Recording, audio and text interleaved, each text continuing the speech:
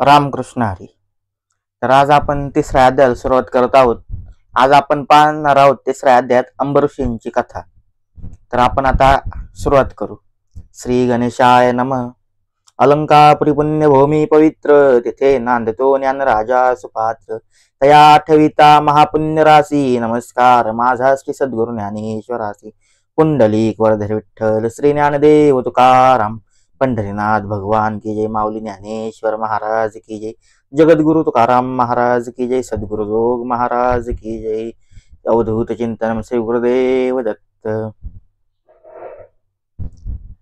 तर आपण आजच्या अध्यायात पाहणार अंबरीषींची कथा. आपण मागील अध्यायात पाहिलं की गुरु महात्म्य पाहिलं, आपण चतुर्युगाचं वर्णन बघितलं, आपण संदीपकाची गुरुभक्ती बघितली.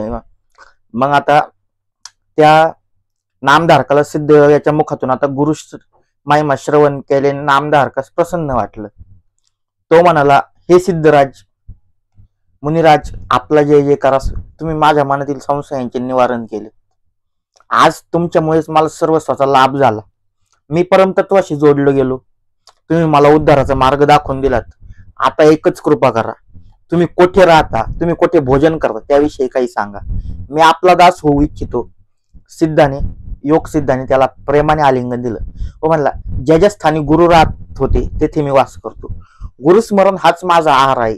मग सिद्धाने त्याला गुरुचरित्र ग्रंथ दाखविला व म्हणाला, या पुस्तकात श्री गुरूंचे आगाध महात्म्य सांगितले आहे. याचे पठण म्हणजे अमृतपान. मी ते नित्य सेवन करतो. याच्या श्रवणाने सांसारिक भोग मोक्ष वा परमार्थ अशी ज्याची इच्छा धरावी ते साध्य होते. ज्ञानप्राप्ती होते. सर्व प्रकारचे ऐश्वर्य व सुख प्राप्त होते. याचे भावभक्तीने सप्ताह पारायण केल्याने इच्छित कार्य पूर्ण होते. निपुत्रिकाला पुत्र होतो. ग्रहपीडा, रोगपीडा, ब्रह्म इत्यादी महापातके यांचे सुद्धा निवारण होते. बंधनातून मुक्ती मिळते. बघा किती किती किती ब्रह्म हत्येचं जरी 5 तास तक असले तरी गुरु चरित्राचं पारायण केल्याने ते सर्व नष्ट होतं. आयुष्य, आरोग्य व सद्बुद्धी लाभते. त्या बोलण्याच्या नामधारकावर मोठा प्रभाव पडला.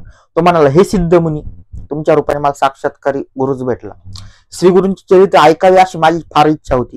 त्याचे मला आपल्याकडून श्रवण घडावे. सिद्ध योगाने त्याला अभयवचन दिले.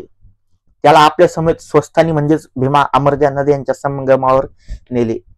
ते दोघे एका अश्वत्थाखाली बसले. तेथे सिद्ध योगी नामधारकास म्हणाला, वत्सा, श्री गुरुचे दास्य केले कसे करावे याची तुला ओळखच पटली नव्हती, म्हणून तुला चिंता व कष्ट भोगावे लागले. गुरुमूर्तीची ओळख होण्यासाठी आपले आचरण शुद्ध हवे.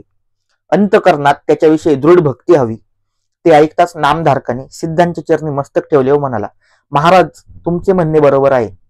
अज्ञानाच्या अंधकारात चाचपडणाऱ्या मला श्री गुरूंची ओळख कशी पटणार? मी संसार सागरात बुडालो आहे. क्रोधादी जलचरांनी वेढलो आहे. आपण मला ज्ञान नौकेत बसवा. कृपेचा वारा घालून मला सुखरूप पहिले तरी न्या. त्या करुणावचनाने सिद्धाला दया आली.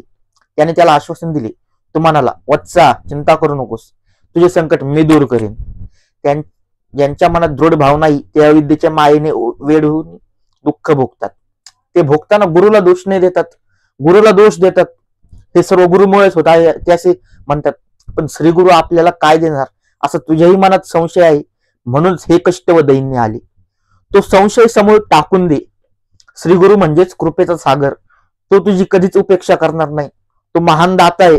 पाऊस तर सर्वत्र पडतो, पण पाणी फक्त उथळ जागेतच साचतं. ते सखेल जागेपर्यंतच साचतं. दृढ भक्ती ही सखेल जागेप्रमाणेच आहे. जो भक्त जास्त पात्र असतो, श्री गुरूंची विशेष कृपादृष्टी असते, त्यांनी वरद हस्त ठेवताच प्रपंचातही परमार्थ साध्य होतो. कल्पतरू व कामधेनू इच्छित पुरवतात, पण श्री गुरु कल्पने पलीकडचे देतो. म्हणून तू निसंदेह होऊन एकाग्रतेने गुरुभक्ती कर. आपले चित्त गुरुचरणी स्थिर कर.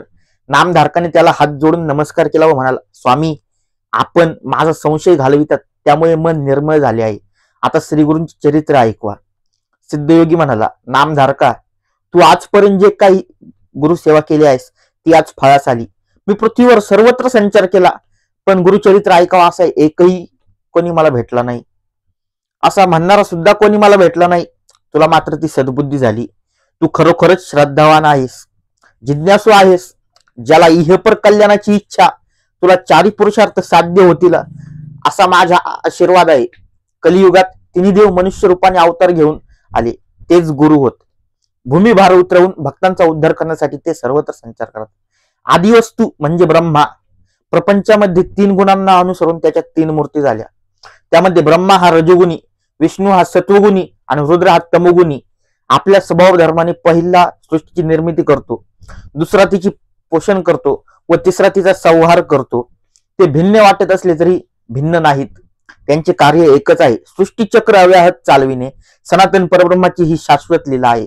असे हे तिन्ही देव कारण परत्वे अवतार घेऊन पृथ्वीचा भार उतरवतात. पुराणांमध्ये त्याविषयीचे अनेक दाखले दिले आहेत. अंबरीश नावाचा एक ब्राह्मण होता. तो एकादशी व्रत करायचा. त्याच्यासाठी विष्णूला अवतार घ्यावे लागले. ती कथा अशी आहे. एकादशीचे व्रत करणारा अंबरीश ब्राह्मण सर्व काळ हरिचिंतनात मग्न असे. तो अतिथीची पूजा करायचा. त्याची व्रतनिष्ठा सर्वश्रुत होती. एकादशी व्रत करणारे द्वादशीला भोजन करतात. त्यावेळी पारणे फेडण्याआधी कोणी अतिथी घरी आल्यास त्याला आधी भोजन देऊन मगच आपण जेवावे असे शास्त्र सांगते. असो, दुर्वासांनी त्याची परीक्षा घेण्याचे ठरविले. त्याच्या व्रताचा भंग करण्याच्या उद्देशाने ते द्वादशीला मुद्दाम त्याच्या घरी आले. त्या दिवशी द्वादशी तिथी घटकाभरच होती. पारणे करायचे. द्वादशी तिथी घटकाभरच होते म्हणजे खूप कमी काळ होती. पारणे करायचे तर तेवढे अवधीत अन्न ग्रहण करणे क्रमप्राप्त होते. म्हणजे अन्न हे ग्रहण करणंच भाग होतं. म्हणून दुर्वासांना पाहतच त्याला मोठा प्रश्न पडला. ते नेमक्या वेळी आलेले होते. ऐन टायमाला आलते ते. तरी अंबरीशाने त्यांचे स्वागत केले, त्यांची पूजा केली. जेवणापूर्वी दुर्वास ऋषी स्नान व देवतार्चनादी नित्यानुष्ठानासाठी नदीवर जाण्यास निघाले. त्यावेळी अंबरीशाने आपली अडचण सांगून त्यांना लवकर येण्याची प्रार्थना केली. पण ते लवकर आलेच नाही. शेवटी व्रतभंग होऊ नये म्हणून त्याने नुसते तीर्थ घेऊन पारणे केले. दुर्वासांसाठी पक्वान्नाचे भोजन तयार करून तो त्यांची वाट पाहू लागला. तेवढ्यात त्यांचे आगमन झाले. अंबरीशाकडे पाहून ते म्हणाले, काय रे दुरात्म्या, अतिथीला न देता भोजन केलेस? थांब, तुला आता शापच देतो. अंबरीश घाबरला. काकुळतीने विष्णूचा धावा करू लागला. संतप्त दुर्वासांच्या मुखातून शापवाणी निघाली, माझ्या आधी भोजन करून तू जो माझा अपमान केलायस त्याबद्दल तुला सर्व योनीत जन्म घ्यावे लागतील. ते ऐकून अंबरीशाच्या डोळ्यात पाणी आले. तेव्हा निज भक्ताचा कैवारी होण्यासाठी वैकुंठनाथ श्री विष्णू तेथे प्रकट झाले. तो दुर्वासांना म्हणाला, ऋषीवर्य, तुम्ही अंबरीशीला शाप दिलात तर मी त्याचे रक्षण करणार आहे. त्याचा शाप मी भोगील. दुर्वास हे ईश्वराचा अवतार, महाज्ञानी, क्रोधाने उपकार करणारे.